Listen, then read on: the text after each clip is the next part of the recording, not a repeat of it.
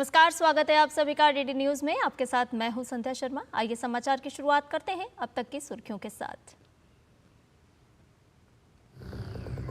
बाबा सिद्दीकी हत्याकांड की सुनवाई फास्ट ट्रैक कोर्ट करेगी। मुख्यमंत्री एकनाथ शिंदे ने कहा, दोषियों को सजा दिलवाने के लिए नहीं छोड़ी जाएगी कोई कसर।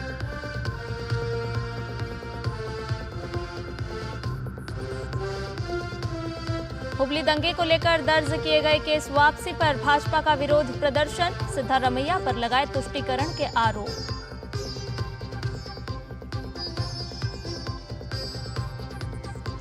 उत्तर प्रदेश उपचुनाव को लेकर दिल्ली में भाजपा की बैठक आज। 10 सीट पर होने वाले उपचुनाव के लिए उम्मीदवारों के नाम पर होगा मंथन।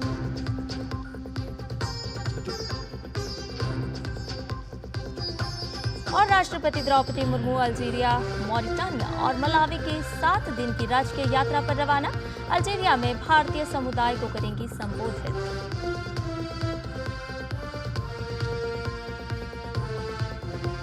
खेल जगत में भारतीय बैडमिंटन खिलाड़ी तान्या हेमंत ने बेंडिगो इंटरनेशनल का महिला एकल खिताब जीता। फाइनल में चीनी ताइपे को दी शिकस्त।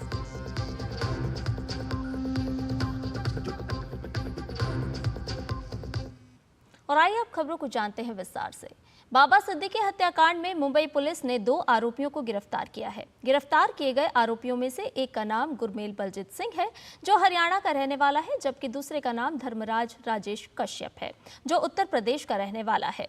आरोपियों से अभी पूछताछ चल रही है। पुलिस ने बताया कि आरोपियों ने बाबा सिद्दीकी के घर और दफ्तर की रेकी की थी। आरोपी 1.5 से 2 महीने से मुंबई में थे और उन पर नजर रख रहे थे। तीसरे आरोपी की तलाश जारी है, जिसकी तलाश में क्राइम ब्रांच की कई टीम जुटी हुई है।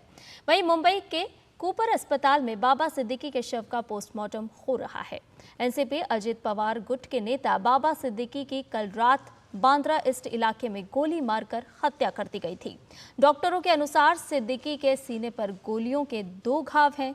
महाराष्ट्र के मुख्यमंत्री एकनाथ शिंदे ने घटना को बेहद दुर्भाग्यपूर्ण बताया है। मुख्यमंत्री ने पूर्व राज्य मंत्री बाबा सिद्दीकी का राजकीय सम्मान के साथ अंतिम संस्कार करने के निर्देश दिए हैं।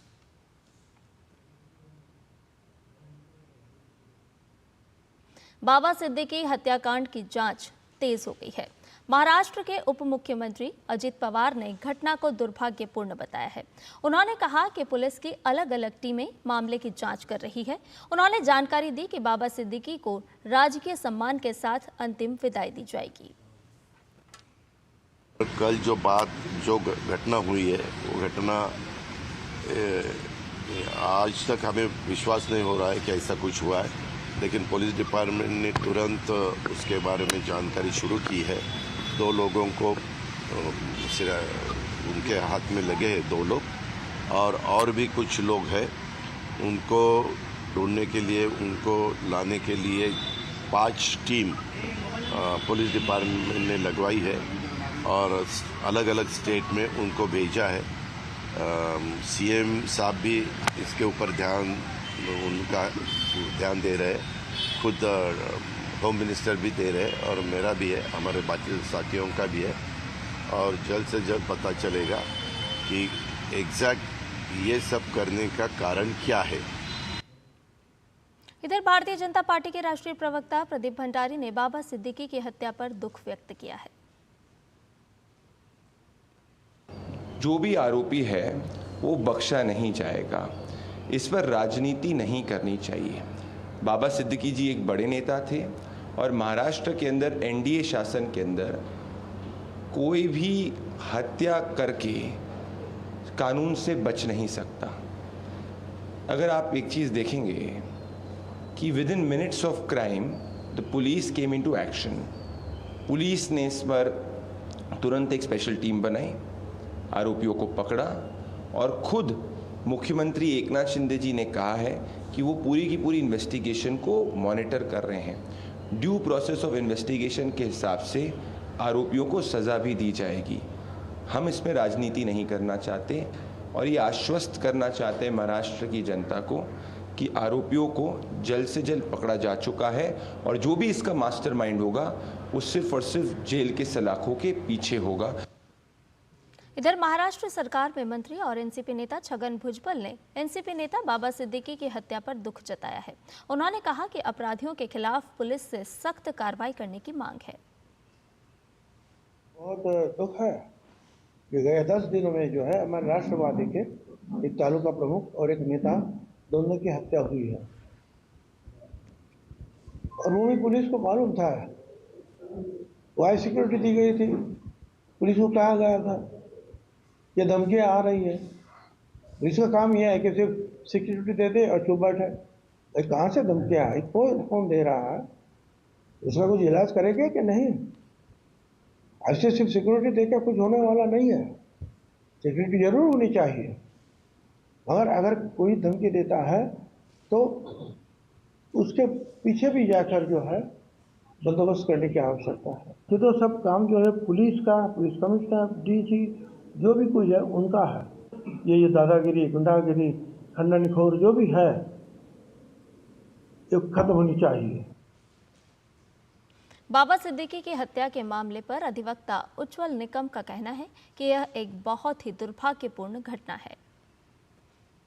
बाबा सिद्दीकी की हत्या ये बहुत दुखद घटना है, क्योंकि बाबा सिद्दीकी एक राजकीय नेता नहीं थे, लेकिन हर कोई कम्युनिटी को अपने साथ लेके चलते थे।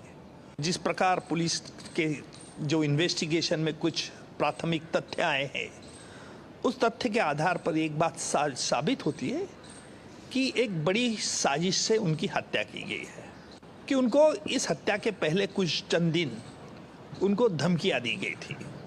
अभी इन धमकियों और इससे कोई ताल्लुका थे क्या, ये इन्वेस्टिगेशन का मामला होगा। लेकिन अगर मामला उनमें कुछ संगीन तार जुड़ी हुई है तो इसका मतलब साफ है कि जिन्होंने धमकियां दी और बरहुकुम एक अपनी सुप्रीमेसी दिखाना चाहते हैं, ये साजिश 3 लोगों तक है क्या, साजिश करता और कोई है। इधर कांग्रेस नेता पवन खेड़ा ने बाबा सिद्दीकी की हत्या पर दुख व्यक्त किया है।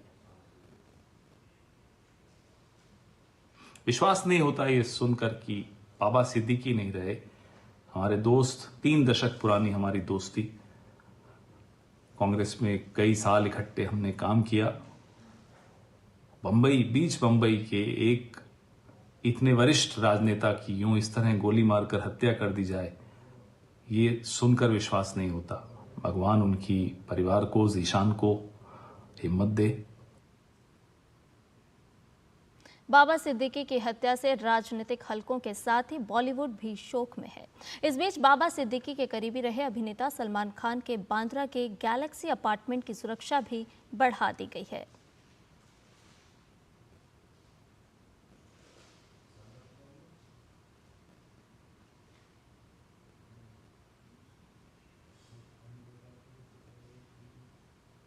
और रुक करते हैं अगली खबर की ओर। दरअसल हुबली में कर्नाटक के मुख्यमंत्री सिद्धारमैया को ज्ञापन देने के लिए एकत्र हुए भाजपा नेताओं और पार्टी कार्यकर्ताओं को पुलिस ने हिरासत में ले लिया।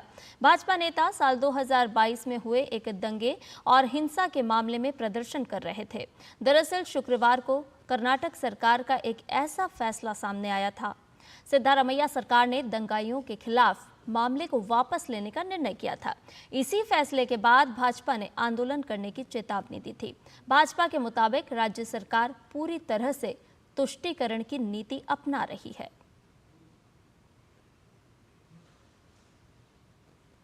आपको बता दें कि घटना साल 2022 के 16 अप्रैल की है। मौका था हनुमान जयंती का। हुबली में सोशल मीडिया भावना भड़काने के बाद कुछ कट्टरपंथियों की भीड़ सड़कों पर उतर आई। पुलिस को निशाना बनाया गया। उस उपद्रव में 12 पुलिसकर्मी घायल हुए थे। साथ ही हनुमान मंदिर और अस्पताल को भी निशाना बनाया गया था, जिससे काफी नुकसान हुआ था। पूरे घटनाक्रम में 43 मामले दर्ज किए गए थे। दंगा करने और उसे भड़काने में AIMIM का एक नेता को भी आरोपित बनाया गया था। नेता मौलाना वसीम ने उस वक्त धार्मिक स्थल पर उन्मादी भाषण दिया था। उसके बाद भीड़ ने पुलिस को निशाना बनाया था, लेकिन उप मुख्यमंत्री DK शिव कुमार ने पूरे मामले को लेकर एक पत्र लिखा। ये पत्र अतिरिक्त पुलिस महानिदेशक को 4 अक्टूबर 2023 को लिखा गया था। इसमें उप मुख्यमंत्री ने आग्रह किया था कि केस वापस ले लिया जाए, जिसके बाद राज्य के गृह विभाग को वो पत्र भेजा गया और निर्णय को मंजूरी दे दी गई। कोलकाता के आरजीकर अस्पताल में 2 माह पहले महिला डॉक्टर के दुष्कर्म एवं उसकी हत्या की घटना को लेकर आमरण अनशन कर रहे एक और जूनियर डॉक्टर की शनिवार शाम तबीयत बिगड़ जाने के बाद उन्हें अस्पताल में भर्ती कराया गया। उत्तर बंगाल मेडिकल महाविद्यालय एवं अस्पताल के जूनियर डॉक्टर अनुस्तुप मुखर्जी आमरण अनशन पर बैठे लोगों में शामिल हैं और वह ऐसे तीसरे डॉक्टर हैं जिन्हें तबीयत खराब होने पर अस्पताल में भर्ती कराया गया है। डॉक्टरों ने सरकार से उनकी मांगों पर विचार करने का आग्रह किया और कहा कि राज्य सरकार अनशनकारी डॉक्टरों की हालत बिगड़ने के लिए जिम्मेदार है। इससे पहले दिन में उत्तर बंगाल मेडिकल कॉलेज एवं अस्पताल के जूनियर डॉक्टर आलोक वर्मा को भी तबीयत बिगड़ने पर अस्पताल में भर्ती कराया गया। करीब 3 दिन पहले अनिकेत महतो को आरजीकर अस्पताल के आईसीयू में भर्ती कराया गया था। बता दें कि जूनियर डॉक्टरों ने 5 अक्टूबर को मध्य कोलकाता के एस्प्लेनेड क्षेत्र में अपना आमरण अनशन शुरू किया था।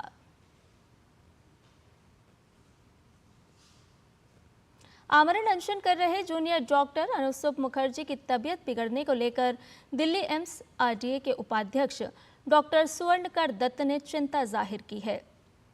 अपने सोशल मीडिया हैंडल एक्स पर उन्होंने लिखा, अनुस्तुप मुखर्जी की बेहतरी के लिए दुआ करें। कोलकाता के आरजीकर अस्पताल में हुए रेप और मर्डर मामले में न्याय की मांग को लेकर जूनियर डॉक्टर आमरण अनशन पर बैठे हैं, लेकिन अब एक एक कर उनकी सेहत खराब हो रही है।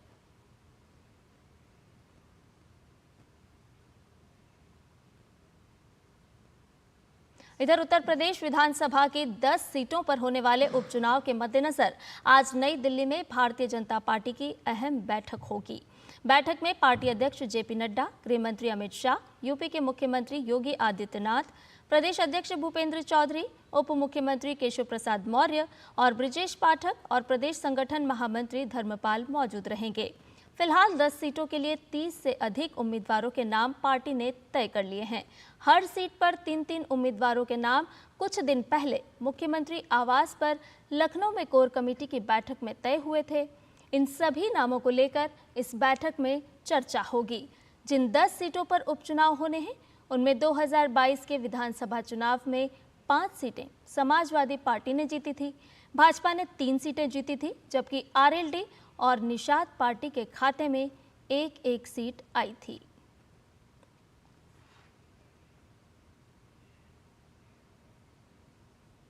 माँ से प्रार्थना करते हैं कि सारा संसार और अपना देश मंगल में रहे, सुखी रहे और सबके पवित्र आत्माओं को निश्चित रूप से सुबुद्धि के साथ आगे बढ़ने की क्षमता मिले और माता के आशीर्वाद से हम सब लोग प्रधानमंत्री मोदी जी के विकसित सपने को पूरा करने में जो ऊर्जा हमें मिली है उसको लगाते हुए समाज देश को आगे बढ़ाने में काम करें, यही हमने प्रार्थना की। और आइए ग्राफिक्स के माध्यम से एक नज़र डालते हैं कि किन किन सीटों पर उपचुनाव होने हैं और इनमें से किन किन सीटों पर किस पार्टी का कब्जा था। आपको बता दें कि जिन 10 सीटों पर उपचुनाव होने हैं उसमें करहल, मिल्कीपुर, कटेहरी, कुंदरकी, गाजियाबाद, खैर, मीरापुर, फूलपुर, मंझवा, सीसामऊ ये सीटें शामिल हैं। इन सीटों में से समाजवादी पार्टी के पास जो सीट थी उनकी बात करें तो करहल, मिल्कीपुर, कटेहरी, कुंदरकी और सीसामऊ ये वो सीट हैं जो समाजवादी पार्टी के पास थी। गाजियाबाद, खैर और फूलपुर ये वो सीट हैं जो भारतीय जनता पार्टी के पास थी। निषाद पार्टी के पास मझवा सीट और आरएलडी की अगर बात करें तो आरएलडी ने भी 1 सीट जीती थी और वो सीट थी मीरापुर। ये वो 10 सीट हैं जिन पर उपचुनाव होने हैं। समाजवादी पार्टी ने हालांकि 10 में से 6 सीटों पर अपने प्रत्याशी घोषित कर दिए हैं। 4 और नामों का ऐलान होना बाकी है। करहल, सीसामऊ, फूलपुर, मिल्कीपुर, कटेहरी, मझवा से उम्मीदवार घोषित कर चुकी है समाजवादी पार्टी। सपा ने राजनीतिक परिवारों के 4 प्रत्याशियों को टिकट दिया है। जिन 6 नामों का ऐलान किया गया है उनमें से 4 प्रत्याशी ऐसे हैं जो परिवारवाद की छाप अपने पर रखते हैं और भाजपा ने टिकट बंटवारे को लेकर इसी परिवारवाद का आरोप लगाया है। और बुलेटिन में फिलहाल रुकने एक छोटे से ब्रेक के लिए जल्द हाजिर होंगे। आपके घर के खाने में रेस्टोरेंट जैसा स्वाद ले आए MDH का शाही पनीर मसाला। पनीर को क्या मस्त बना डाला। बेटियां घर की रौनक हैं। बेटियां घर संवारती हैं। बेटियां पीढ़ियां सजाती हैं। बेटियां घर की बुनियाद कहलाती हैं। बेटियों को सलाम करता है मोंगिया स्टील का बादशाह। दादी के हाथों का जादू और खुशबू से महकता घर। MDH गरम मसाला, असली मसालों से भरा हूँ मैं, क्योंकि हर रिश्ता है स्वाद से जुड़ा। और ब्रेक के बाद समाचार में आपका एक बार फिर से स्वागत है। आइए खबरों में बढ़ते हैं आगे और आपको बता दें कि भाजपा प्रवक्ता सुधांशु त्रिवेदी ने बांग्लादेश में हिंदुओं की स्थिति पर सरसंघ चालक डॉक्टर मोहन भागवत के बयान पर कांग्रेस की प्रतिक्रिया की निंदा की है। सुधांशु त्रिवेदी ने कांग्रेस की प्रतिक्रिया को भेदभाव का उदाहरण बताया है।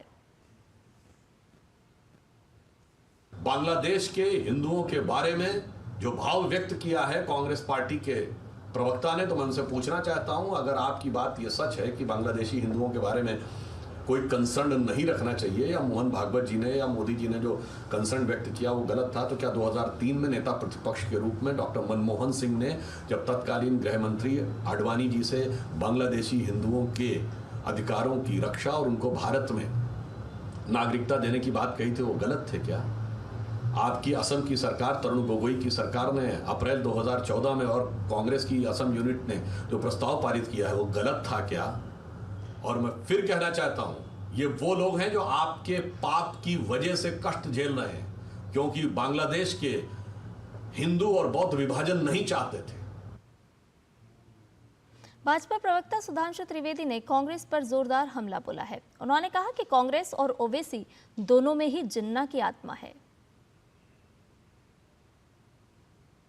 पवन खेड़ा जी ने जो बोला है पूरे देश को बहुत गंभीरता से समझना चाहिए। उन्होंने एक प्रकार से जय फिलिस्तीन नारे की वकालत कर दी है। इससे बहुत साफ हो गया कि कांग्रेस और ओवैसी दोनों का मन एक है, दोनों में आत्मा जिन्ना की ही है। और ये मैं क्यों कह रहा हूं, उन्होंने, अगर ओवैसी ने फ्लोर ऑफ द हाउस पे जय फिलिस्तीन बोला है तो कांग्रेस वर्किंग कमेटी का फिलिस्तीन को लेकर प्रस्ताव है। हमास के हमले के बाद, यह महत्वपूर्ण बात है, प्रियंका गांधी जी और राहुल गांधी जी के ट्वीट अवेलेबल है। मैं पूछना चाहता हूं क्यों आपने किया, और हमास के हमले के बाद ही क्यों किया? कांग्रेस की मानसिकता यह है कि एक वर्ग को तो हमास और हिजबुल्लाह तक भी जोड़े रखने में गुरेज नहीं है, जय फिलिस्तीन बोलते रहो। दूसरे से कहो बांग्लादेश में क्या हो रहा छोड़ो, कश्मीर में क्या हो रहा था वो भी छोड़ दो। यानी एक को तोड़ के रखो, दूसरे को जोड़ के रखो। राष्ट्रपति द्रौपदी मुर्मू आज अल्जीरिया, मॉरिटानिया और मलावी की 7 दिन की राजकीय यात्रा पर रवाना हो गई हैं। ये किसी भारतीय राष्ट्राध्यक्ष की 3 अफ्रीकी देशों की पहली यात्रा होगी। यात्रा के प्रथम चरण में वह अल्जीरिया का दौरा कर रही हैं। यात्रा के दौरान राष्ट्रपति द्रौपदी मुर्मू अपने समकक्ष के साथ द्विपक्षीय वार्ता करेंगी और आज भारतीय समुदाय को भी संबोधित करेंगी। भारत और अल्जीरिया तेल और गैस, रक्षा और अंतरिक्ष सहयोग जैसे रणनीतिक क्षेत्रों सहित कई क्षेत्रों में सहयोग के साथ सौहार्दपूर्ण संबंध साझा करते हैं। इधर लोकसभा अध्यक्ष ओम बिरला अंतर संसदीय संघ की 149वीं सभा में भाग लेने के लिए रवाना हो गए हैं। अंतर संसदीय संघ की 149वीं सभा का आयोजन 13 से 17 अक्टूबर तक जिनेवा में किया जाएगा, जिसमें ओम बिरला भारतीय संसदीय प्रतिनिधिमंडल का नेतृत्व करेंगे। ओम बिरला ने सोशल मीडिया हैंडल एक्स पर जानकारी साझा की। ओम बिरला शांतिपूर्ण और सुरक्षित भविष्य के लिए विज्ञान, प्रौद्योगिकी और नवाचार का उपयोग विषय पर सभा को संबोधित करेंगे। इसके साथ ही अंतर संसदीय संघ में निर्णय लेने वाले उच्चतम निकाय, अंतर संसदीय संघ की शासी परिषद की बैठकों में भी वो भाग लेंगे। लोकसभा अध्यक्ष विधानसभा के इतर अन्य संसदों के अपने समकक्षों से भी मिलेंगे। इधर 17 अक्टूबर को हरियाणा में नई सरकार का गठन होगा। भाजपा सरकार के मंत्रिमंडल का शपथ ग्रहण समारोह पंचकुला के सेक्टर 5 स्थित परेड ग्राउंड में होगा। इसके लिए तैयारियां जोरों पर है। शपथ ग्रहण समारोह में भाजपा के शीर्ष नेतृत्व समेत हजारों लोगों के शिरकत करने की उम्मीद है। हरियाणा में जीत के ऐतिहासिक हैट्रिक के बाद 17 अक्टूबर को एक बार फिर भाजपा सरकार का गठन होगा। पंचकुला के सेक्टर 5 स्थित परेड ग्राउंड में मंत्रिमंडल का शपथ ग्रहण होगा। कार्यक्रम में 50,000 से ज्यादा लोगों के शामिल होने की उम्मीद जताई जा रही है, जिसे लेकर सभी तैयारियां जोरों पर है। शपथ ग्रहण समारोह में भाजपा के शीर्ष नेतृत्व के शामिल होने की उम्मीद है। 17 तारीख को प्रधानमंत्री जी का नोट हमको मिल गया है, तो 17 तारीख को पंचकुला में और मुख्यमंत्री जी और अन्य जो मंत्रिमंडल के साथी हैं उन सब का शपथ ग्रहण समारोह पंचकुला में होगा। सरकार गठन की तैयारियों के बीच दिल्ली में भाजपा की बड़ी बैठक हुई। केंद्रीय मंत्री और हरियाणा के पूर्व मुख्यमंत्री मनोहर लाल के आवास पर हुई इस बैठक में बीजेपी अध्यक्ष जेपी नड्डा और भाजपा के हरियाणा प्रभारी धर्मेंद्र प्रधान भी मौजूद रहे। बाद में कुरुक्षेत्र में नायब सिंह सैनी ने विजयदशमी की शुभकामनाएं दी। ये हरियाणा हमारा मजबूती से आगे बढ़ता रहे, ऐसी मैं परमपिता परमात्मा भगवान श्री राम से प्रार्थना करता हूं और सभी को विजयदशमी पर्व की बहुत बहुत बधाई और शुभकामनाएं। एक तरफ हरियाणा विजय पर भाजपा का जश्न जारी है, तो वहीं कांग्रेस हार की हताशा से नहीं निकल पा रही है। पार्टी में एक दूसरे पर आरोप प्रत्यारोप तो हो ही रहे हैं, साथ ही ईवीएम का राग भी रह रहकर अलापा जा रहा है। भाजपा ने इसको लेकर चुटकी ली है। ईवीएम इलेक्शन कमीशन बहाना है, राहुल बाबा को हार से बचाना है और ध्यान किसी भी तरीके से राहुल से हटाना है। ये जब से भारत जोड़ो यात्रा ने की तो 11 चुनाव हारे, लोकसभा के चुनाव हारे, और अगर आप राहुल गांधी का करियर देखेंगे तो लगभग 70 से अधिक चुनाव हारे हैं। वो अपनी हार का ठीकरा किसी और के माथे पर डाल देना और सच का सामना न कर पाना, ये कांग्रेस की प्रवृत्ति बन चुकी है। बड़े वादों के साथ सत्ता में वापसी करने वाली भाजपा सरकार के लिए अब पहली प्राथमिकता अपने संकल्पों को जमीन पर उतारना है। पार्टी इसके लिए पूरी तरह तैयार भी नजर आ रही है। Bureau report, DD news. और बुलेटिन में खबरें अभी और भी हैं, लेकिन फिलहाल रुक रहे एक छोटे से ब्रेक के लिए। जल्द हाजिर होंगे।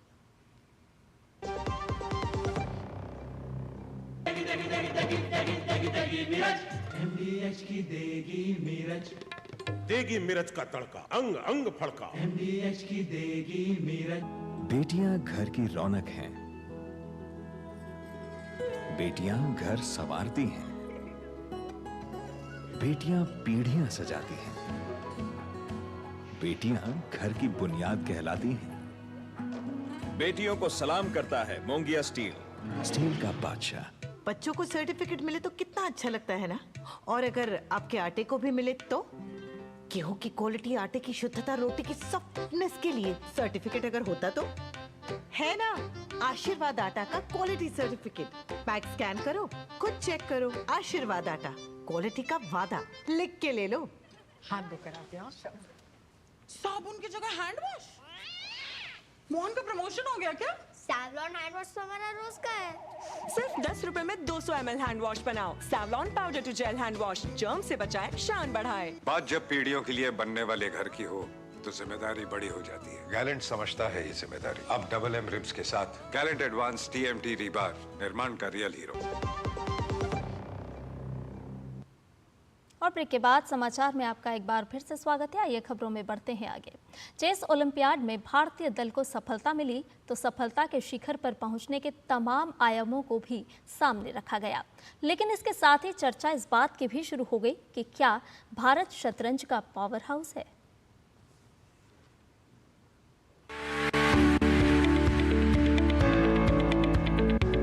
शतरंज की दुनिया में देश ने अपनी बादशाहत को कई दफा साबित किया है, लेकिन चेस ओलंपियाड में देश को मिली अपार सफलता ने इस अक्स में अब एक और बढ़ोतरी कर दी है। ये बढ़ोतरी है देश को शतरंज की दुनिया का पावर हाउस बनने के रूप में। चेस ओलंपियाड में भारतीय पुरुष और महिला टीम ने स्वर्ण जीत इतिहास रचा। तो इस बात को लेकर हर ओर चर्चा इस बात की है कि क्या भारत शतरंज के खेल का पावर हाउस है। दिग्गजों की राय में इसके अलग अलग कारण हैं, लेकिन सभी कारण इस ओर इशारा करते हैं कि हाँ, देश अब शतरंज का शहंशाह है और दुनिया अब देश को इस खेल की महाशक्ति के रूप में पहचान रही है। Men's तो definitely best country I would say अभी तक. I think Indian women's chess can improve much more, but we are trying our best and I hope that one day हम भी देश को number 1 at least यहाँ तो लेके ही आए हैं. But overall I think I would personally want to see an Indian domination. So I think I will try harder to achieve that. काफ़ी सारी फैक्टर्स आए हैं लास्ट कुछ सालों में together, but if I had two point one, अगर मेरे को कहना था कि एक रीज़न जो चेस आज है जहाँ इंडिया में, वो एक रीज़न की तरफ, तो that has to be Viswanathan Anand.